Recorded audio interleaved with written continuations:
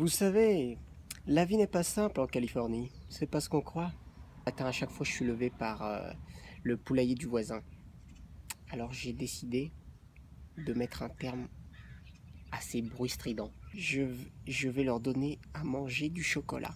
Le chocolat, ça fait tout de suite son effet sur la volaille. Du coup, je vais chez le marchand, très rapidement de fruits et légumes. Je lui dis, est-ce que tu as du chocolat? Il me dit, j'ai du chocolat. Je lui dis, écoute, maintenant tu te tais et tu me trouves du chocolat. Il se tait, mais il me jette un sort. Je sors de la boîte. Je dis, ok, j'ai pas de chocolat, je vais trouver un autre subterfuge pour me débarrasser des volailles. Et je vais les endormir avec de l'éther. Les endormir pour l'éternité. Alors ce que je fais, c'est que je prends l'éther, je le remplis sur un petit mouchoir de papier et je m'avance doucement vers le poulailler. Et alors là, je sais pas, alors je pense que c'est le sort. Le sort, en fait, il fait en sorte, le sort du marchand, il fait en sorte que tu as beaucoup de mal à apprécier les distances. Donc, ce qui s'est passé, c'est que j'ai pas vu ma jambe. Je trébuche comme ça sur la jambe. Et là, mon nez vient se poser comme ça sur le mouchoir. Ni une ni deux. Moi, je reste inerte sur le sol. Je me réveille 3 heures après. Je me trouve au barreau comme ça. Je me trouve au barreau du poulailler.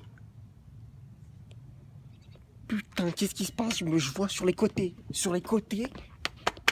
des grandes ailes. Des grandes ailes, comme si j'étais devenu une poule. Des grandes ailes de part et d'autre de mon corps, comme ceci. Donc, je regarde comme ça au loin, et là, c'est comme un filtre jaune qui s'applique sur mes yeux. Comme si quand je battais comme ça des paupières, de l'urine s'étalait sur ma pupille. Et là, je vois arriver vers moi une sorte de père, c'est un sauveur, ou normalement dans l'histoire, quand ça déconne, il y a quelqu'un de bien qui arrive, totipotente comme ça. Putain, c'est une poule à taille humaine, sans déconner. Et là, je me dis, il manquerait plus qu'elle parle, cette conne. Et là, je vois pas qu'elle me parle. Ah, tu l'as cherché, tu fais moi le fier maintenant, hein? Malheureusement, tu es trop maigre pour que je t'en fasse mon repas. Donc, je vais te vendre au Serpentard. Ce n'était qu'un mauvais rêve.